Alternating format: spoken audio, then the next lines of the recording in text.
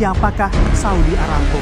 Nah, ini Saudi Aramco sendiri adalah sebuah perusahaan minyak Arab Saudi yang kini juga menyandang predikat sebagai raksasa minyak Arab Saudi. Mengapa demikian? Hal ini dikarenakan Saudi Aramco mempunyai kemampuan memompa 10% dari total pasokan minyak dunia dengan cadangan minyak mencapai 260,2 miliar barrel di tahun 2017 lalu. Perusahaan yang ditemukan oleh keluarga Rockefeller ini pada tahun 1938 ini juga menyandang sebagai perusahaan minyak terbesar di dunia. Bahkan Saudi Aramco pada tahun 2018 lalu juga mempublikasikan laporan keuangannya yang mampu meraih laba begitu sebesar 111 miliar dolar Amerika Serikat. Apabila melihat nominal labanya Aramco begitu, Aramco juga menembus angka sepertiga lebih besar dari gabungan laba bersih 5 perusahaan minyak raksasa, yaitu ExxonMobil, Royal Dutch atau Shell, BP, Chevron, dan yang terakhir adalah Total. Laba sebesar itu pula menjadikan Saudi Aramco menjadi perusahaan paling menguntungkan di dunia, mengalahkan Apple Incorporation. Lalu bagaimanakah dengan Pertamina?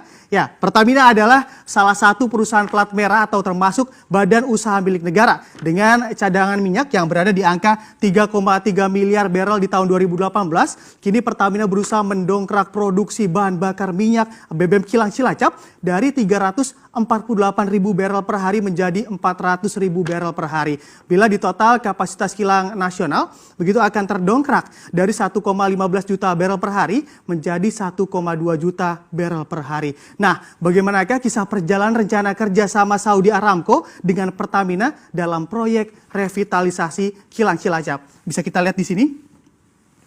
Dimulai sejak 2014 begitu Saudi Aramco dengan Pertamina dalam revitalisasi kilang Cilacap mulai dikaji oleh pemerintah Indonesia. Namun kerjasama ini memiliki jalan yang panjang dan berliku untuk mencari kesepakatan proyek yang digadang-gadang akan mampu mendongkrak kapasitas kilang nasional tersebut. Selain terdapat syarat yang berputar-putar dan rumit, ada pula berbagai macam kepastian proyek yang digantung begitu sampai akhirnya diputuskan.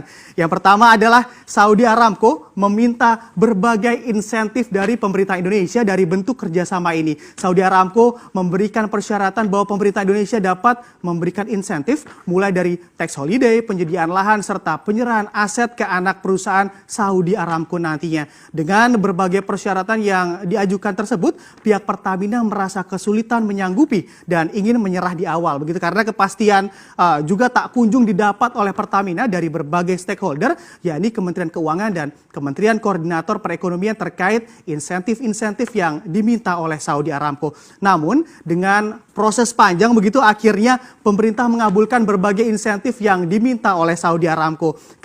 Keadaan pun berbalik, giliran Pertamina yang menagih kapan investasi dari Saudi Aramco akan masuk dan segera menggarap proyek revitalisasi kilang Cilacap. Atas hal ini Saudi Aramco pun malah merespon berbeda dari tujuan yang dimaksudkan oleh Pertamina. Aramco meminta penghitungan ulang, yaitu penghitungan nilai valuasi proyek pengembangan kilang di Cilacap ini. Dalam penghitungan nilai valuasi yang dilakukan oleh Pertamina, didapatkan angka mencapai 5,66 miliar dolar Amerika Serikat. Sementara Saudi Aramco hanya menilai valuasi proyek sebesar 2,8 miliar dolar Amerika Serikat atau jumlah hampir separuhnya begitu dari penghitungan Pertamina. Padahal di awal Aramco sempat janjikan investasi sebesar 6 miliar dolar Amerika Serikat atau setara dengan 87 triliun rupiah. Dan atas kondisi ini, semangat pemerintah pun tak langsung padam, bahkan Presiden Joko Widodo begitu juga beberapa kali mencoba melobi Arab Saudi untuk kilang Cilacap. Presiden Jokowi juga pernah sampai melobi langsung Pangeran Arab Saudi agar temui kepastian dalam proyek ini. Beberapa waktu lalu juga sempat Presiden Joko Widodo bersepakat dengan Raja Salman untuk mendorong menteri-menteri di kedua belah pihak agar menggelar pertemuan begitu, dan diketahui pertemuan pun berhasil dilakukan, namun berujung pada negosiasi tanpa ada kepastian kembali.